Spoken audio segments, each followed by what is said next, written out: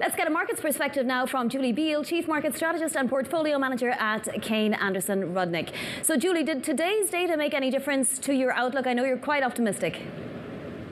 No, I think that it is in line with what we've been expecting, which is some kind of softness in the labor market. And the thing is, it's a really noisy data point right now because we have the government shutdown, we have this outflow of labor as a result of immigration. It makes it really hard to read the tea leaves. And I think the layoffs that we've been seeing have been partly a function of companies just deciding that they overhired when they were really anxious during the pandemic and deciding to pull back on some of that, feeling more confident that they can let people go. I don't know, maybe they've seen what happens at the White House when you fire people and then rehire them quickly. They say, well, why not us, you know? Julie, you say the Fed will cut in December, but it won't necessarily address the systemic challenges for the labour market. If those systemic challenges are not rectified, how does the situation evolve? I think a lot of it, when you look at the data today, particularly on the small business side, you can see that that's where a lot of the weakness has been localized. And I think that that is just an indication that a lot of smaller businesses are not feeling as confident that they really are able to meet the challenges and the uncertainty that has been kind of put onto this economy. And so I think that what we're seeing is a lot of reticence to really make big, large investments. And you're seeing companies kind of recognize, hey, we might need to be able to get ourselves in a place where we're very lean and able to respond rather than, being very proactive and on the offensive foot, over hiring and that sort of thing. Well, one area where companies don't seem to be worried about investing is AI. And I know you have strong thoughts about that too, and how this market has become very whippy for those stocks that are disappointing AI investors. And you ask literally, why is software a four-letter word? We saw it today with Microsoft, conflicting reports about the newer AI products. The Information put out a report which Microsoft has now rebuked, and those shares were just whipped around. What are you supposed to do in an environment like that? I think there just needs to be a recognition that both things can be true. You can have a technology that is completely transformational, and I really deeply believe that AI will be like that, but that adoption will take time and will move in fits and starts. And that's kind of particularly true for a technology that is prone to hallucinations and errors, right?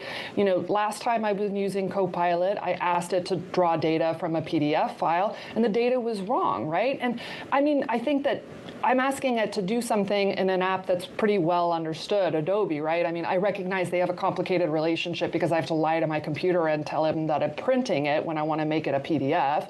But still, the technology should work better if it's going to be really ready for prime time. It will. I really deeply believe that it will work. But what I think this means is that we're going to move more in fits and starts in terms of the adoption of enterprise technology. And I think that what that means is that people need to extend their time horizons for when we're going to create economic value within these businesses. Yeah, I love how you put it. You say software companies that enterprises spent hundreds of millions investing in are not somehow defunct because Jim in IT wants to try vibe coding. I'm sure there are many people trying vibe coding, not just the Jims in IT at the moment. But talk to us a little bit about the rotation trade, because we've been sucked in a few times now, right? And it seems like every time we get sucked in to this rotation to small caps or rotation to value, it's a bit of a psych. And in fact, the market isn't rotating. How many times before we give up, Julie?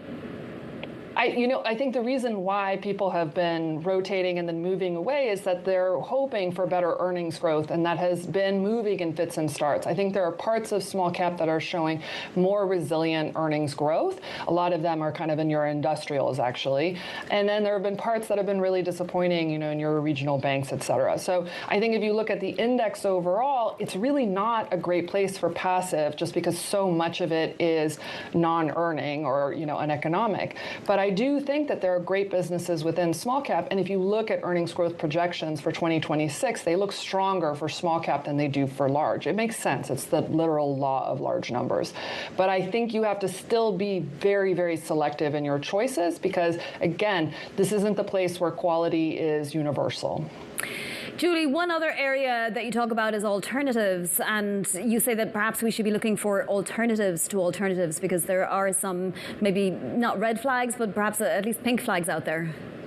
Yeah, I think it's gotten so crowded within the alternative space. And it's not just private credit, even within private equity and even with hedge funds. You know, the returns, other than the really top tier firms, the returns just haven't actually been that great when you compare them to what you get in public markets.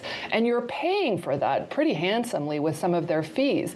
There comes to be a point, I'm sure, where institutions can kind of recognize, hey, I know there's a lot of cachet investing in private equity, but maybe we're not really actually getting the returns, the diversification. And on top of that, we're really constrained from a liquidity standpoint. And so I wonder if there starts to be a period where it really becomes difficult because the exits just haven't been there, particularly in private equity. All right, Julie, thank you so much for joining us today. That is Julie Biel, Chief Market Strategist and Portfolio Manager at Kane Anderson Rudnick.